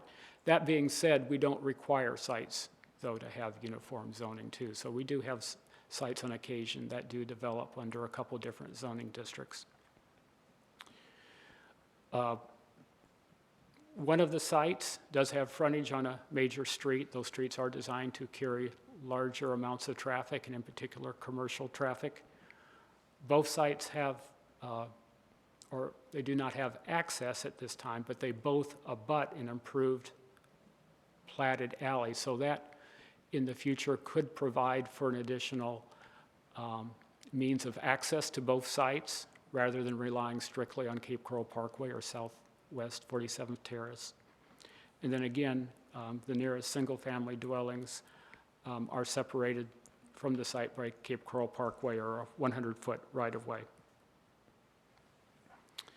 6, whether a zoning district other than the zoning district requested will create fewer potential adverse impacts to existing uses in the surrounding area.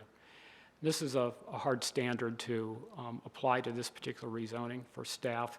It's unclear to us if another zoning district would create fewer adverse impacts.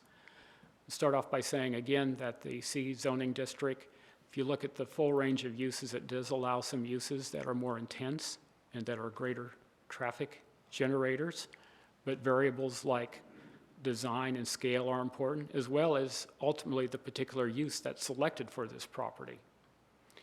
In addition to that, in the event that the rezone would facilitate development on this site sooner rather than the existing professional zoning, which has been in place now for a little over 30 years, the development of these sites may actually improve the visual impacts associated with this block. And can you explain a little bit about what you mean by visual aesthetics? Certainly. So right now, both of these sites are undeveloped. They are sites that are not managed, which means that you get runoff from these sites both when it rains as well as in very dry conditions. Because these sites are not managed, they provide opportunities for people to, in some cases, perhaps park cars in unimproved sites, which we see elsewhere in the city, which can further cause damage and erosion to those sites.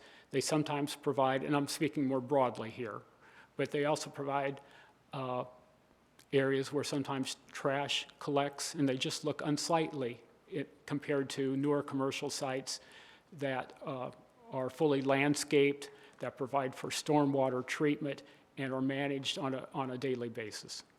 Thank you, I appreciate that. Sure. Lastly, the sites are too small to develop by PUD if that was something that was even of interest to the developer. They are too small individually. Neither could they be developed by PUD collectively because they are both together under an acre in area. Staff is recommending approval of this rezoning request. We have received one phone call that was informational in nature. We have received two emails in opposition to this rezoning. I believe you have copies of both of those emails. I do, and did you want to reserve comments if in fact you plan on commenting until the applicant's representative has commented? I think I would like to do that, and I'd like to conclude my presentation by just requesting that our staff report be incorporated as part of our presentation this morning. I will do so, thank you very much. Thank you. All right.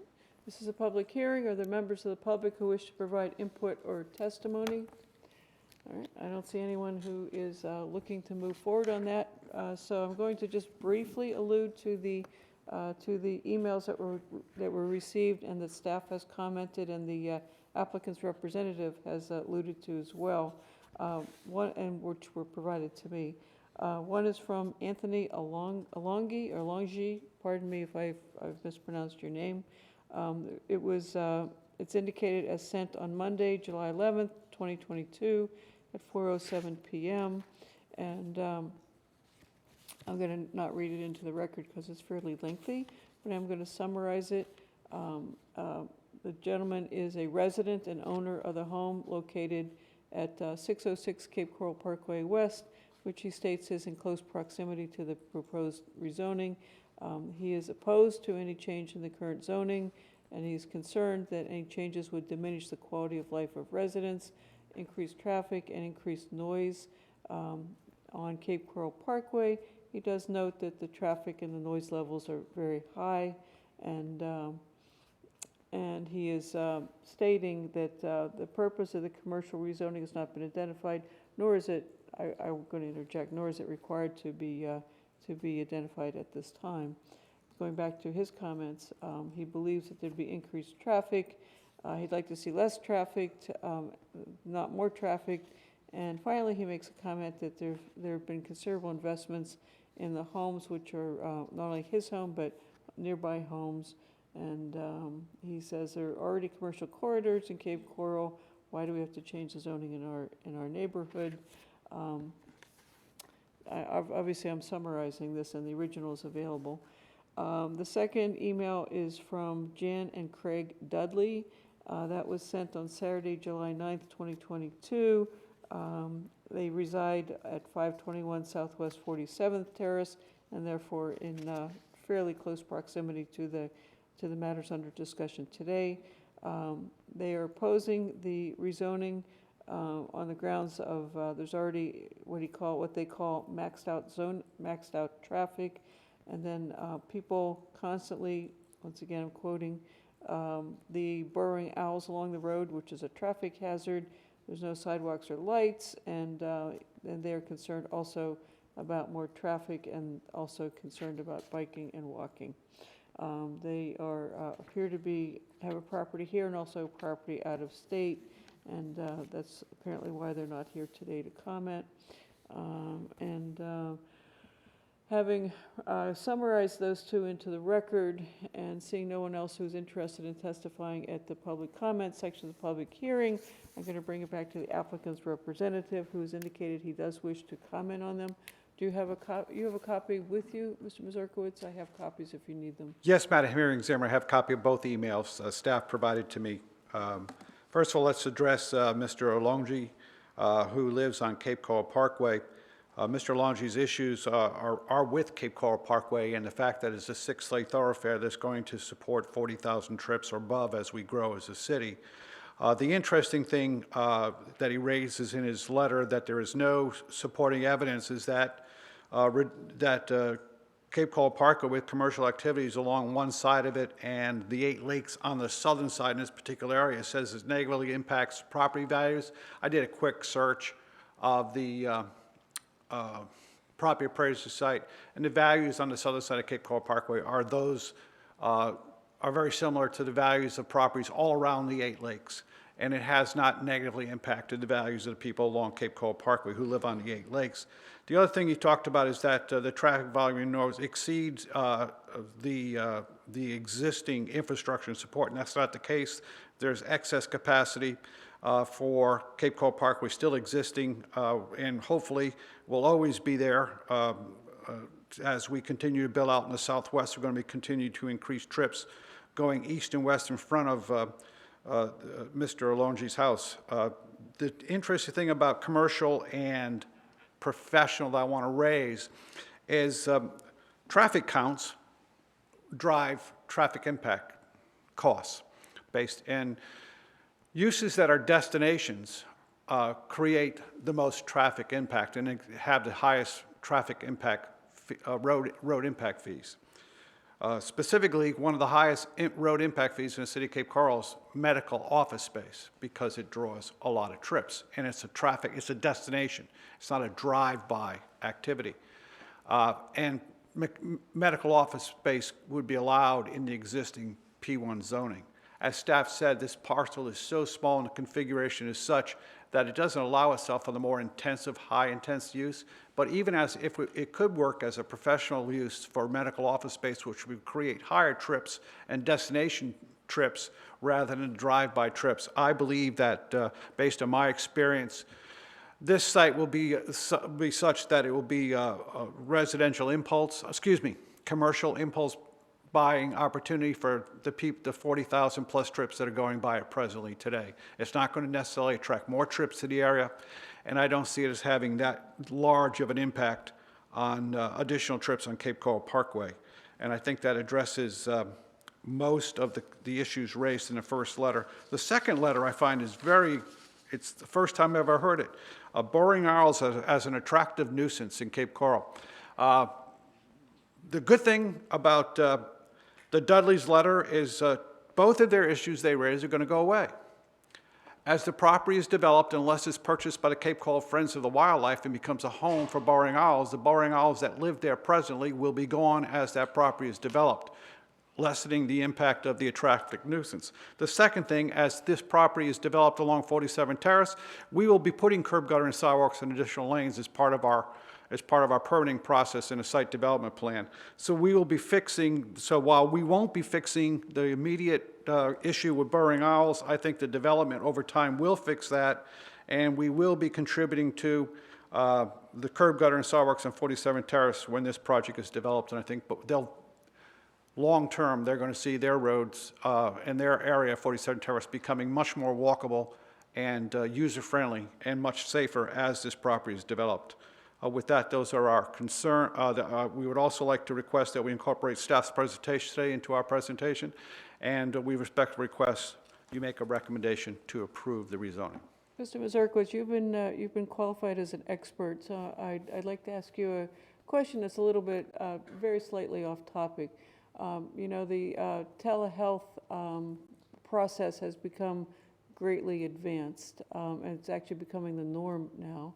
I'm wondering if that's going to impact on what is traditionally believed to be medical offices having the highest destination trips. Yeah, we looked at that, actually, I've looked at that significantly for a client, and the health needs of the folks in my generation, the boomers, are of such that, and their lack of affinity for electronic new media. Careful. I know. It would tend to believe that while that may have an impact down the road, until the boomers are going, it's not going to have a large negative impact on the trips for medical office space, because folks my age are still going to want to drive and see their doctor. Thank you. I appreciate that. I've been wondering about that subject, so thank you for your input. Much appreciated. Thank you. All right, Mr. Struve?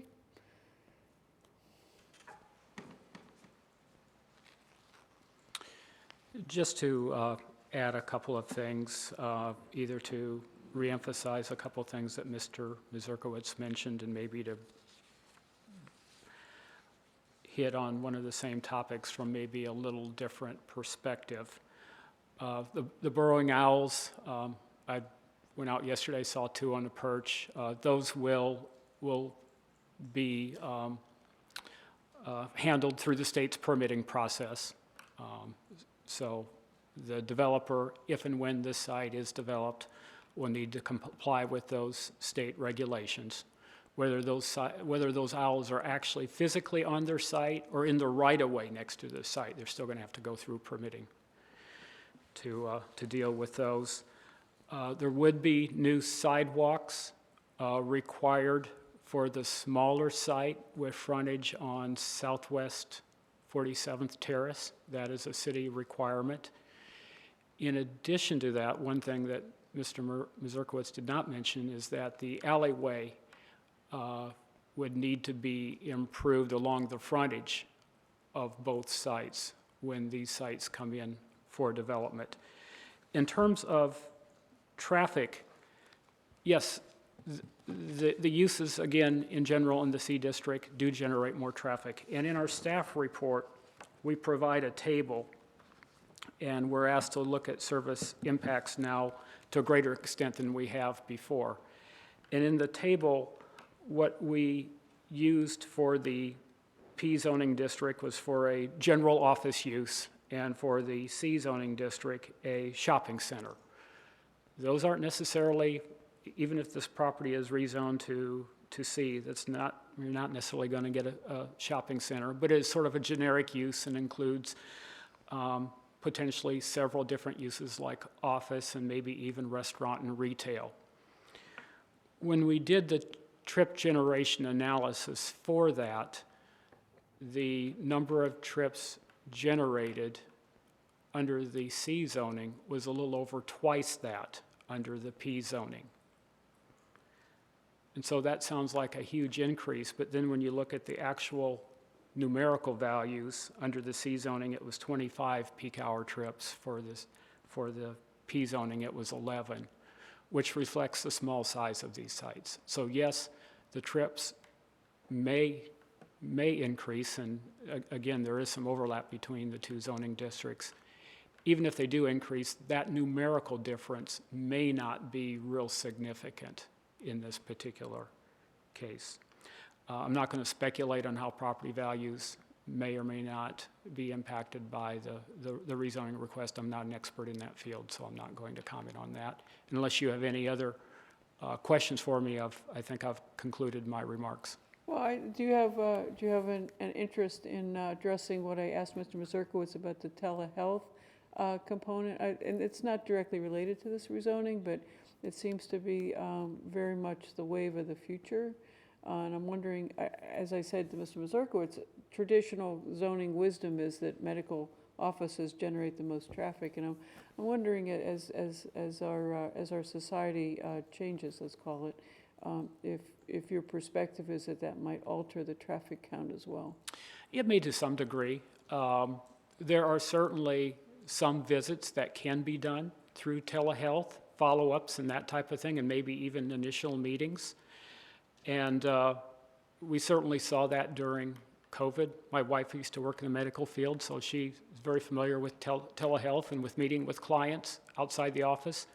But for a lot of the testing, you can't do the testing outside the office. You know, if you're getting your ears tested, if you're getting your eyes tested, those types of things, that diagnostic work has to be done in a physical space, and you've got to see doctors or specialists for that. So I think it's a little bit of a mixed bag. Overall, there might be a slight decline, given that mixture and the number of trips generated. We'll sort of see. It's an evolving area. And I know I'm asking you to speculate, and as I indicated, it's not directly relevant to this zoning matter, but just curious on that subject. Thank you, I appreciate. I have no other questions, thank you.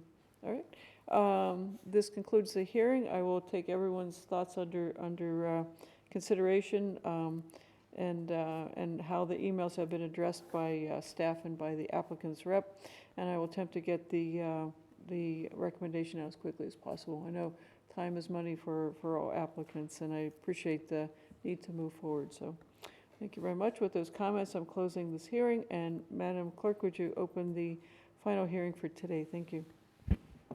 Case VAC 22-00024, address 137 Southwest 58th Street, applicant Anthony and Lynn Rincaoli. A vacation of plat is requested for a property with single-family residential R1 zoning at 137 Southwest 58th Street. This property has a single-family house, dock, and boat lift. The site abuts the Barcelona Canal to the north of the site. The owners request to vacate 512 square feet of unexcavated canal right-of-way and 408 square feet of platted easements along the north property line of the site. These vacations are requested to provide the owners with flexibility in constructing a swimming pool to the rear of their house. The city will retain easements sufficient for maintaining a continuous perimeter easement around the site. This request, if approved, will have no adverse effect on boater navigability or safety in the Barcelona Canal. Staff recommends approval. Any person giving testimony today, if you are able, please stand and raise your right hand. Do you solemnly swear or affirm to tell the whole truth and nothing but the truth? I do. Thank you, Madam Clerk. Good morning again, Mr. Struve. Good morning, Madam Hearing Examiner. For the record, Mike Struve, Planning Team Coordinator with the Planning Division. This case was advertised, and again, this advertising included sending letters to all surrounding property owners within 500 feet of the site, placing a sign on the subject property, and placing an ad in a local newspaper, the News Press, 10 days in advance of this hearing. Thank you. I will find the proper notice was given. Thank you. Thank you. All right, may we have the applicant up, please? Thank you. Good morning, sir. Good morning. I'm here representing Anthony and Lynn Ronchioli. My name is Peter Mullen. We have reviewed the staff report, and we're looking to vacate two pieces of property, a 512 square foot and a 408 square foot. Through the review of the staff report, we have no problems with the analysis and the conditions that are set forth. All right, do you wish to incorporate the staff report into your presentation this morning? Yes. All right, thank you very much. All right, Mr. Struve, thank you.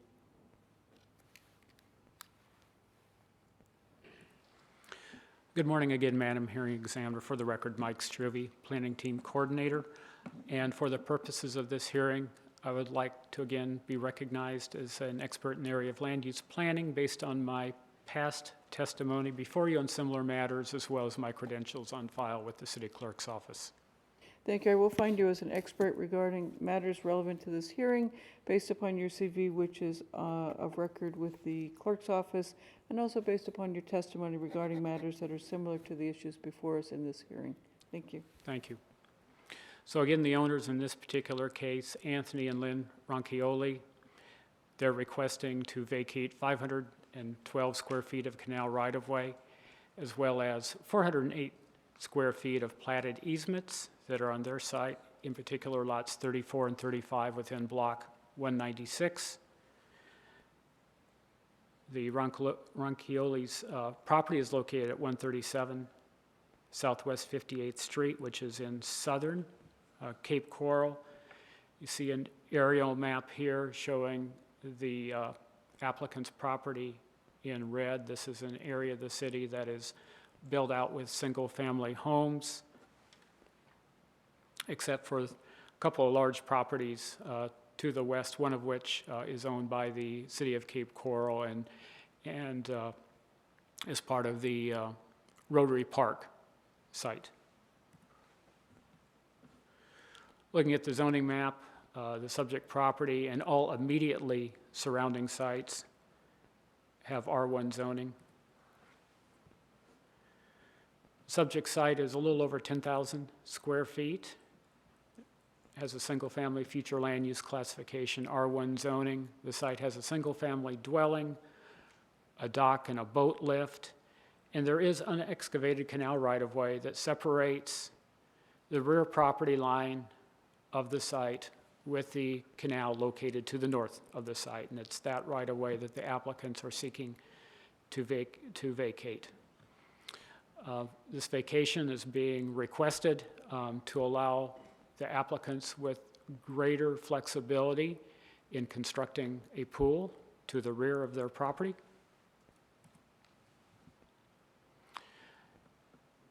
This is a sketch which is part of your background information. This shows the canal right-of-way that's requested to be vacated, and we've shaded this in red so it stands out a little bit more clearly. And the area of this right-of-way is 512 square feet. The applicants are also seeking to vacate platted easements along the current north property line of the site. And the area of these easements they're requesting to vacate is 408 square feet. We've reviewed this for compliance with our minimum standards for vacation requests, and the owners are eligible to file this vacation as they've been able to demonstrate ownership of this particular property.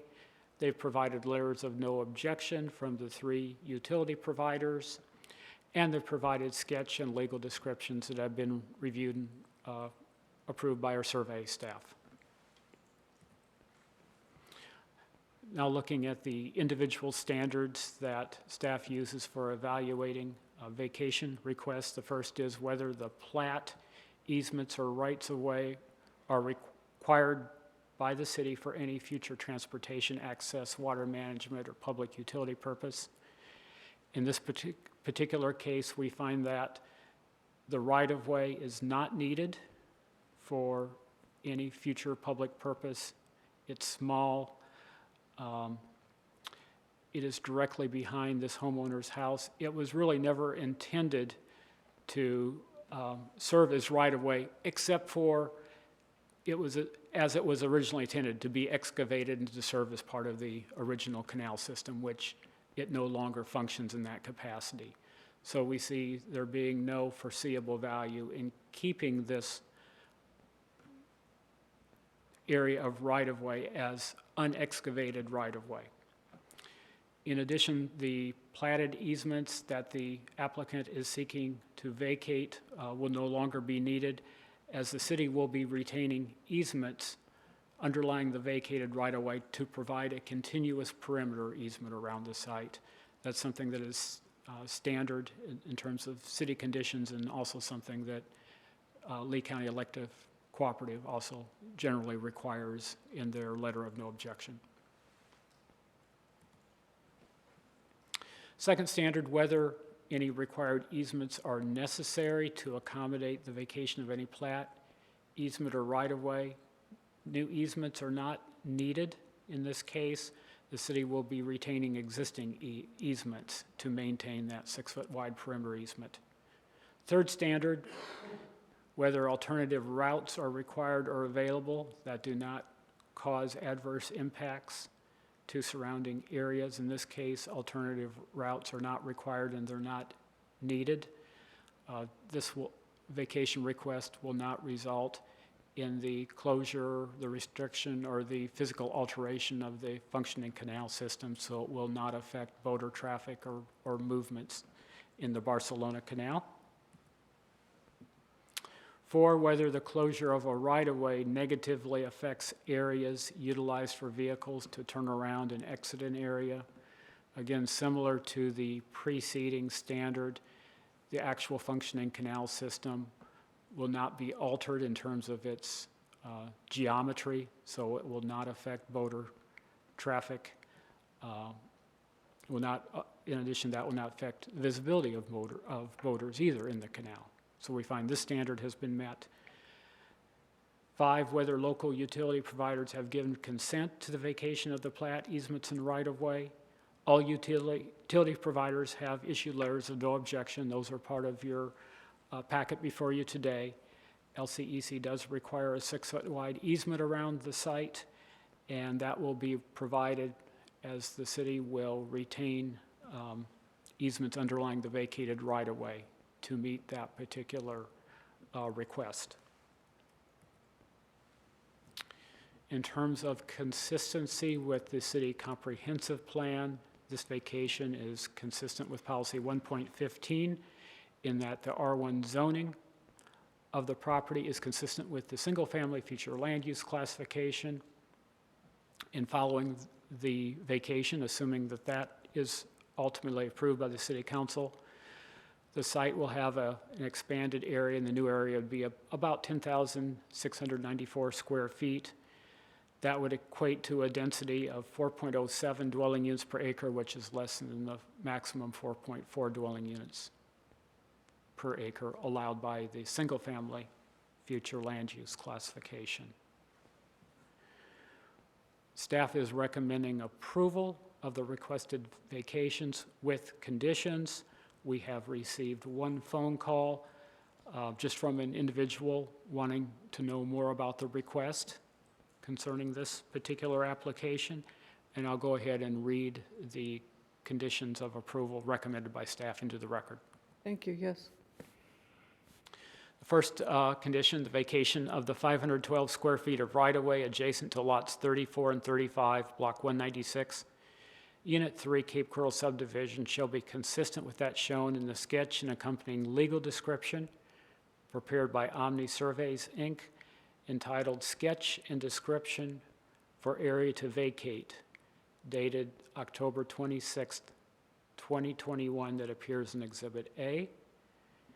2, the vacation of 408 square feet of platted easements in lots 34 and 35, Block 196, Unit 3, Cape Coral subdivision, shall be consistent with that shown in the sketch and accompanying legal description prepared by Omni Surveys, Incorporated, entitled Sketch and Description to Vacate Existing PUE and Drainage Easement, dated April 11th, 2022, that appears in Exhibit B. 3, the city shall retain easements sufficient for maintaining a minimum 6-foot wide public utility and drainage easement coincident with the perimeter of the expanded parcel. 4, the petitioner shall reimburse the city of Cape Coral the cost of recording this resolution with the Office of Lee County Clerk of Court. And then 5, the city shall record this resolution with the Office of the Lee County Clerk of Court following the receipt of the recording fees from the petitioners. We do request that our staff report be included into my presentation this morning, and I'll stand by in case you have questions for me. I have no questions, thank you very much. All right. Oh, our Assistant City Attorney has a comment, thank you. Your Honor, the City Attorney's Office supports this matter proceeding for a recommendation today for your consideration. However, consistent with other vacation matters we heard today, regarding that condition of approval number 3, the city retaining sufficient easements for the 6-foot perimeter, we'd recommend that strongly recommend that prior to this going to the City Council, that we get a legal description of the 6-foot easement that the city will be keeping. It's not very clear in here, and consistent with all the other vacations we heard today, I think it would be wise to get I'm not suggesting we have to have a sketch, but certainly a legal description of the 6-foot easement that we're retaining. All right, thank you very much. I appreciate those comments. May we have this is a public hearing. Are there members of the public who wish to have comment or input? Seeing none, I will close the public comment section of the public hearing, bring it back to the applicant's representative. Sir, could we have you up, please? Normally, the legal description is available prior to the hearing examiner's hearing. Can you explain to me what happened here? I don't have an answer for that. Reading through what we have, I don't see a legal description either. I will have to go back to the Rockiolis and have surveyor write up a legal description. I have the property description, but it does not define the ROW. So we'll get one, no problem. Thank you, I appreciate that. All right, any other comments, sir? No, All right. Thank you. Mr. Struve, any thoughts you'd care to share at this time? No, we certainly have no objection on obtaining a legal description for the replacement easement. I think in the past, we have handled these types of situations both with a legal, which certainly provides more certainty. I think there's been some cases where we haven't required a legal description, but we've just included the condition about maintaining a perimeter easement around the expanded site, but we don't object to that, certainly. All right, thank you.